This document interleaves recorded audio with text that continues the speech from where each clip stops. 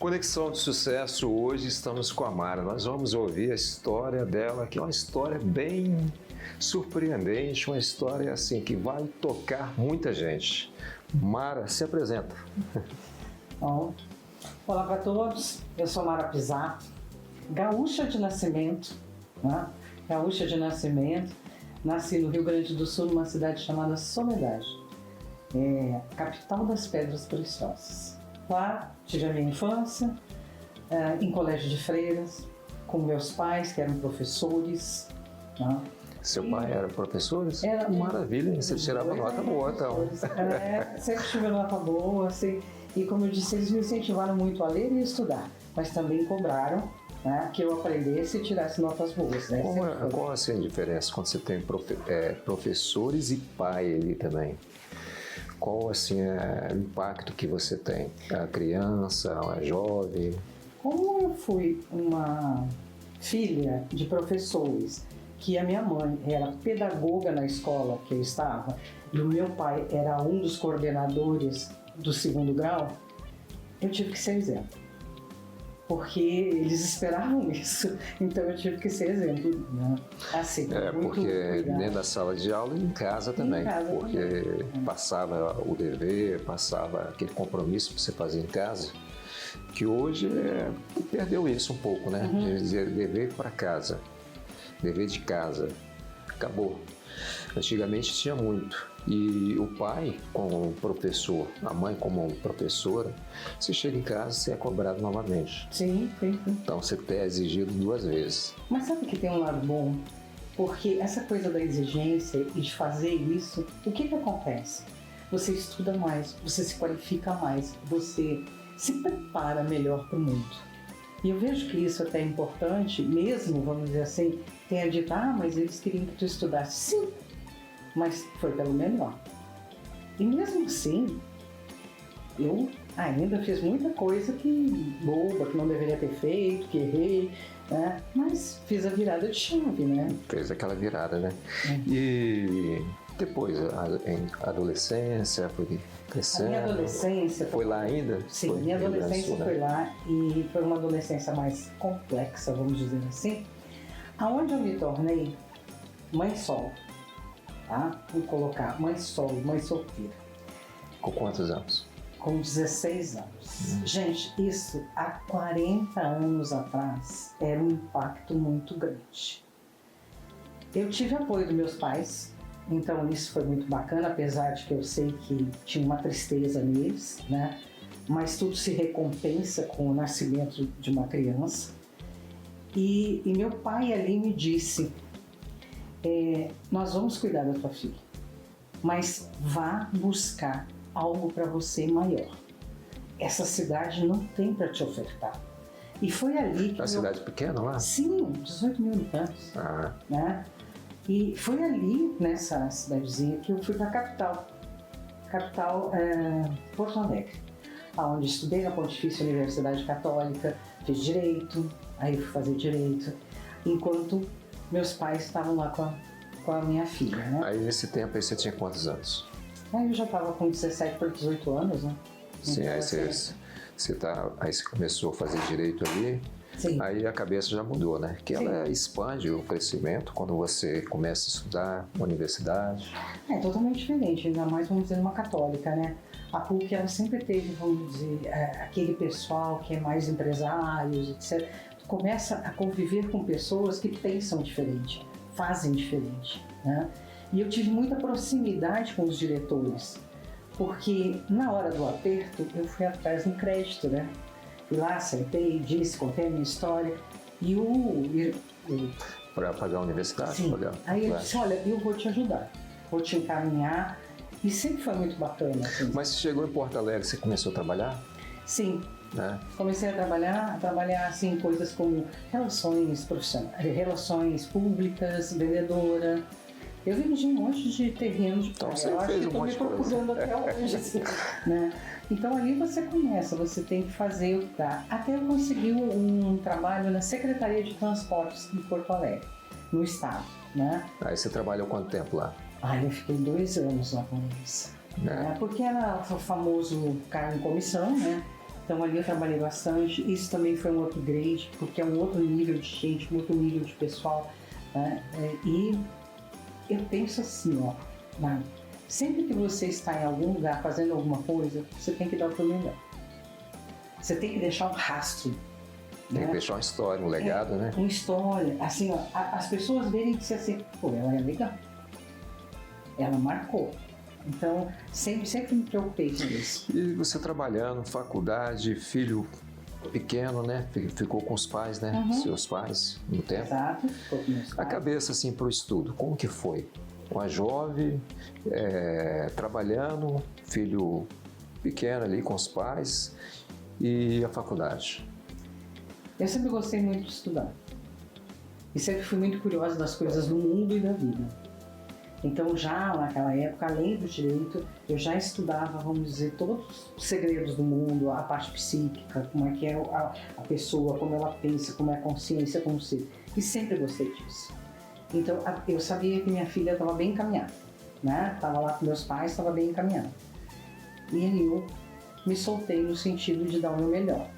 Fiz concurso para juiz, todo mundo sonha isso, né? Fiz concurso para juiz. Terminou a faculdade quantos anos? Eu terminei no tempo normal, 5 anos. 5 anos. Né? E depois começou a advogar lá? Já comecei a advogar, que na minha época não tinha aquela prova da ordem. Era diferente o sistema. Nós fazíamos, assim, estágios. Então, estágios no Presídio Central, estágios no Marco Piliti, das mulheres, no IML. Uns estágios assim mais, né? E aí eu comecei a trabalhar. Eu encerrei em 90 e trabalho efetivo eu comecei em 93. Porque daí já estava com mais um filho. Já estava com outra filha? Aí você casou da segunda vez? Casei aos 19 anos. Casei aos 19 anos, né? E aí começou uma nova história. Nova etapa, né? Nova etapa. Então essa nova etapa foi como? O que aconteceu? Essa nova etapa foi uma etapa tranquila, no sentido que eu tive 2 filhas, isso é muito bonito. E você terminou ali a faculdade e começou a advogar qual área? Empresarial. Empresarial. E isso é uma coisa. Teve uma vez que eu me aproximei de um professor e disse que eu queria fazer empresarial. E ele me disse assim, minha filha, isso é muito difícil. Faz uma coisa mais simples. Não, eu vou fazer empresarial. E fiz empresarial. Fez especialização, né? Fiz. Tanto é que depois disso, mais adiante, eu fui síndica de falências de grandes empresas, né? Síndica de falência, reconstruir empresas através da organização financeira e jurídica delas. Então, isso é uma coisa que sempre me deu alegria. É bacana mesmo. Isso aí te deu uma experiência, um crescimento, subiu o nível, né? Porque você trabalhar com empresa, mais advogando nessa área, para empreendedores, para empresário, você conhece a dificuldade deles, a luta que eles passam. Sim. Porque quando você empreende, a pessoa vai empreender, ninguém imagina, pensa que é só alegria, só festa, né? Agora eu estou bem, eu sou empresário. Aí vem aquele peso. Você sabe que um grande desafio que eu tive foi uma empresa de transportes, tá? No Rio Grande do Sul, Transportadora Mandeli. Então foi a minha faculdade, pós-graduação. Eu cheguei lá e eles tinham uma situação muito complicada mesmo, né? E eles me pediram para organizar a empresa e deixar ela em pé por 90 dias. E eu fiquei com eles 10 anos, tá? 10 anos. É você trabalhando direto para... Mas porque eles achavam que iam falir. Veio até acontecer no final, o encerramento, mas fiquei 10 anos com eles. Então, porque a gente conseguiu reestruturar a empresa, parte da empresa. Eu entrei numa empresa que tinha 350 processos de cara. Nossa! A empresa era grande? A empresa tinha uma estrutura boa, né? Tinha uma estrutura boa porque era transportes, né? Transporte. E aí eles tinham lá São Leopoldo, Canoas, São Paulo, era uma rede, né? Tinha várias empresas. Só que aí entrou a menina malvada. Eu sempre disse que eu ia fazer empresarial para não ter sentimentos. O dia que eu disse que deveriam fechar todas as filiais, aí pesou. Pesou porque eu sabia quanta gente ia ficar sem salário. quanta gente ia ficar sem emprego, mas não tinha alternativa, né? Fechamos, a empresa fechou na sexta e não abriu mais. E isso, olha, fiz várias viagens, conversando com empregados, organizando, e isso foi uma faculdade para mim, uma outra. Imagine a cabeça do empresário quando ele está falindo a empresa está em falência, e você tem essa experiência também, você é um terapeuta, né, ajuda empresários. Conta essa história, como que é o empresário que está assim, na beira de falir, perder tudo? Esse empresário, casualmente esse empresário eu posso falar, porque isso não é problema. Quando eu viajei com ele carregou um revólver e ele estava disposto a tirar a vida dele. E eu passei 8 horas conversando com ele, explicando, falando, dizendo e, né, saindo daquela situação, porque é tão desesperador. A pessoa se vê assim, ó, fracassada, sem nada, não tem o que fazer. Mas não é só isso. Ali era uma situação. Que bom, segundo ele me deve a dignidade dele, né? Então, conseguimos sair disso. Mas assim, todo empresário ele sofre muito. Porque as leis, elas estão mudando sempre. E a gente tem que se adaptar a isso. Goste ou não goste, nós temos que se adaptar, né? O que aconteceu lá eu tive várias empresas nessa área de transportes, né? Transportes, até Cabo Naval eu trabalhei. Depois disso, a coisa continuou, mas aí eu conheci o Espírito Santo. Conheci o Espírito Santo porque eu fazia cursos. Foi quando você veio você conheceu vindo para cá? Conheci vindo para cá. Eu fazia cursos. Qual ano que foi? Eu vim para cá em 2008. 2008. 2008, para cursos. Tem bastante tempo agora já. Congressos, congressos. E acabei vindo definitivamente em 2011. Voltando ali, eu fico pensando também sobre o empresário ali, ele tem os colaboradores também que dependem daquela empresa, ele depende, a família, então é um peso psicológico muito grande que acontece com a pessoa. Muito.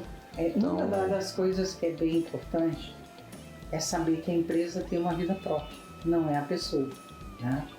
Então, sempre esse cuidado de separar a empresa da pessoa para que ela tenha uma vida saudável. Todo empregador ele sabe quantos colaboradores ele tem, qual o impacto que vai ser, porque atrás de cada pessoa de uma empresa tem mais 4. E isso é um cálculo grande. Se tu tem 100 pessoas, já multiplica por 4, vai criar um outro. Você me falou sobre a questão de... Você foi empresária? Sim. Sim. E parece que também chegou a falir. Sim. Conta essa história pra gente. Como que no foi? Rio Grande do Sul, foi no Rio Grande do Sul ainda, né? No Rio Grande do Sul, meu escritório é um escritório muito grande, tá? Um escritório extremamente conceituado, né? Extremamente conceituado e um escritório assim que não tinha, sempre exitoso nos processos. Então eu era muito procurada, principalmente nessa área tributária, nessa área empresarial, justamente por conhecer a tramitação das leis federais. Ok. O que acontece é que eu decidi inovar e abrir para a parte de projetos. Aí eu fiz a sociedade com que se dizia um consultor, né?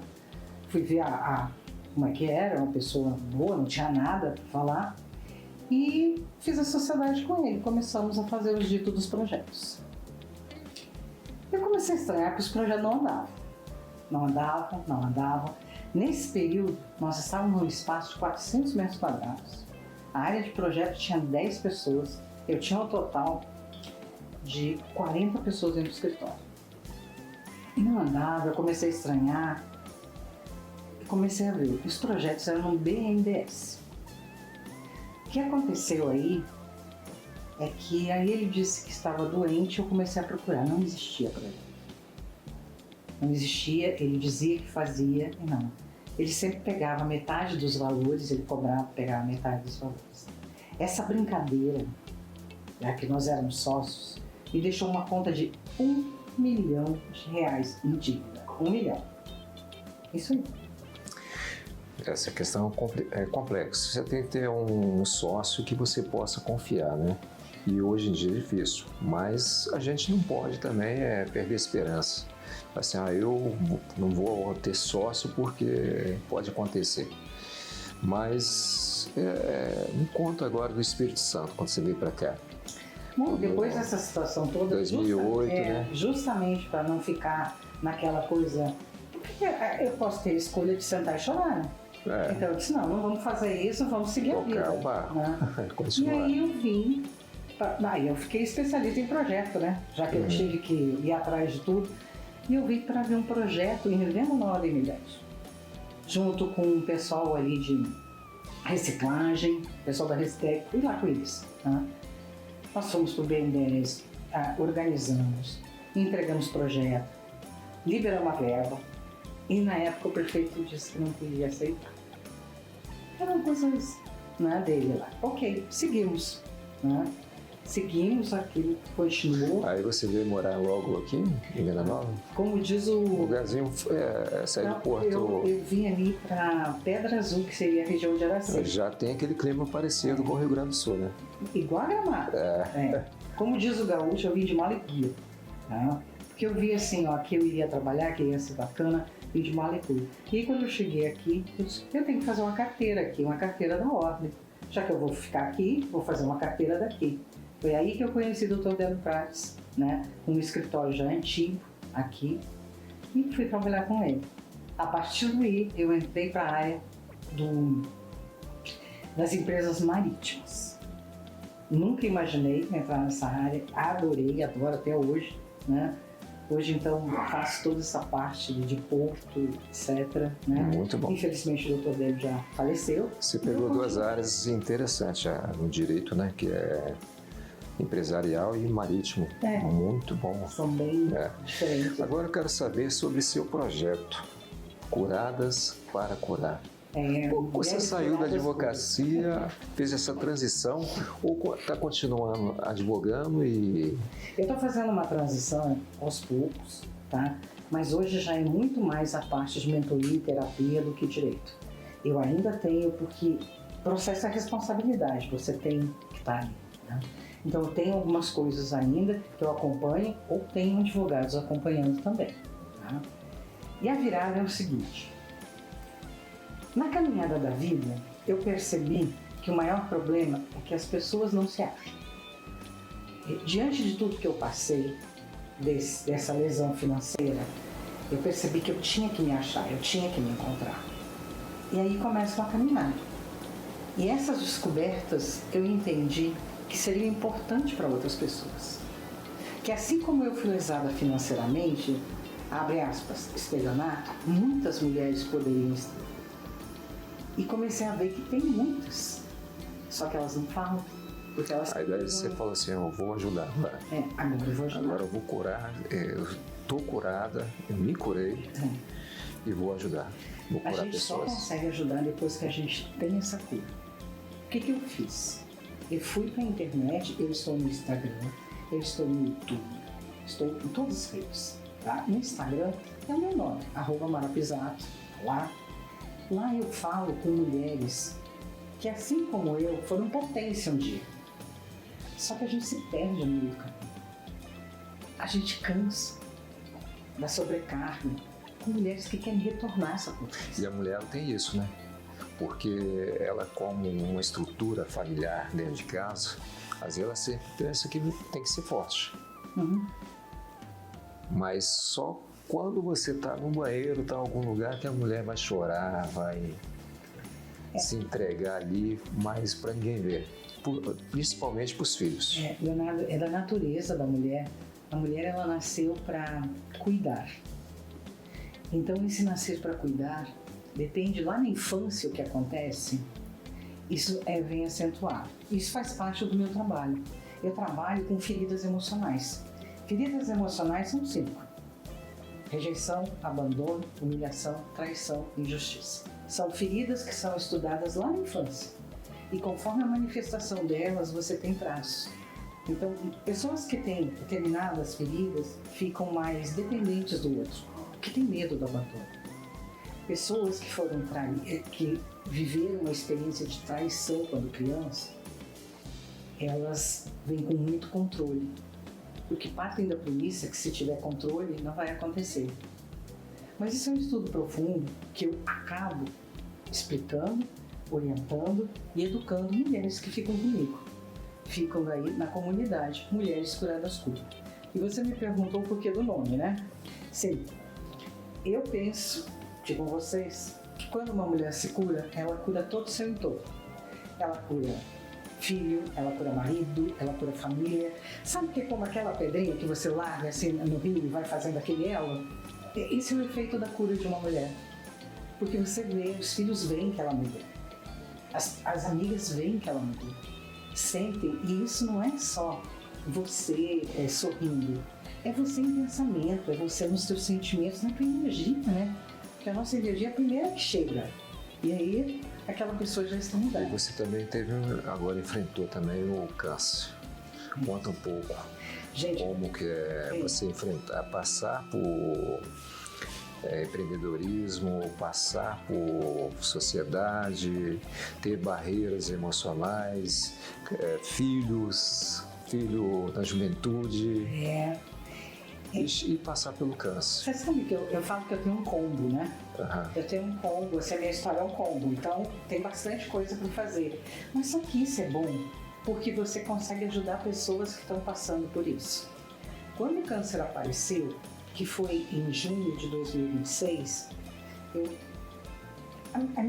a minha sensação foi assim, gente, por que isso? Eu já passei tanta coisa, já ralei tanto, por que isso?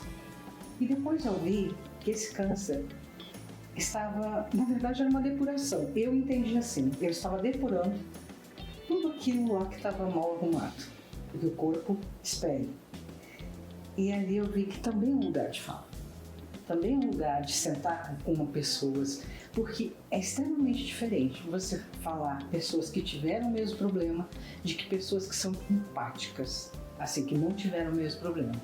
Se torna diferente. Conheci mulheres maravilhosas, assim, ó, que estão nessa caminhada. Achei isso fantástico.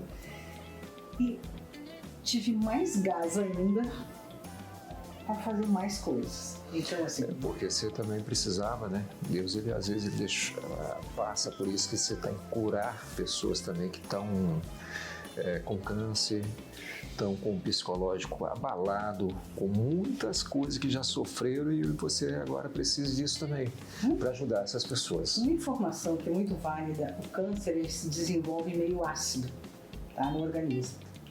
E ácido, tristeza, mágoa, amargura, isso deixa o teu organismo ácido. Cuidado, tá? Então assim, ó, libere isso.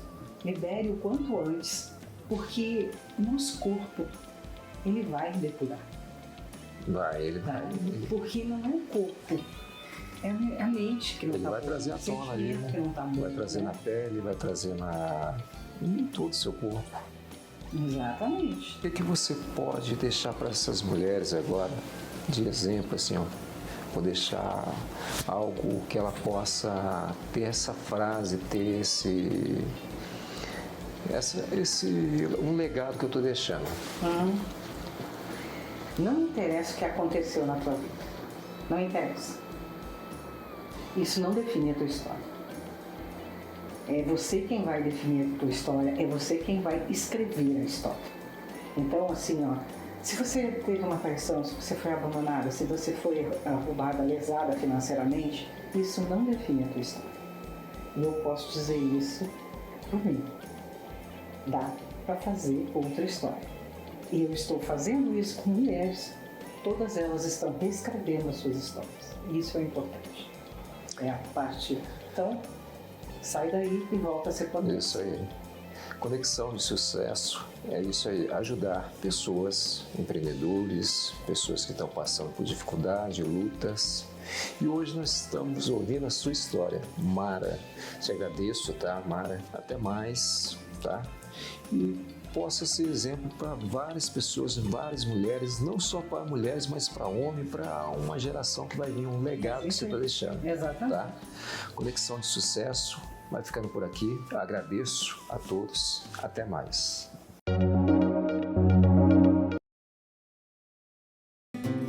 Está começando um novo espaço de encontro, reflexões e verdade.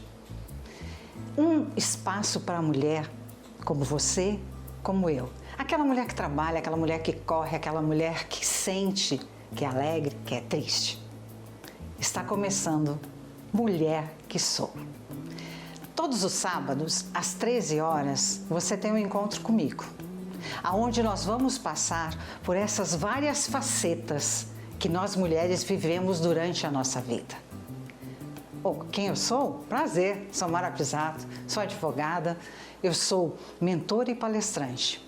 As diversas rupturas e adversidades que eu passei na minha vida me trouxeram até aqui, para conversar com você, para te falar o que eu vivi, o que eu aprendi.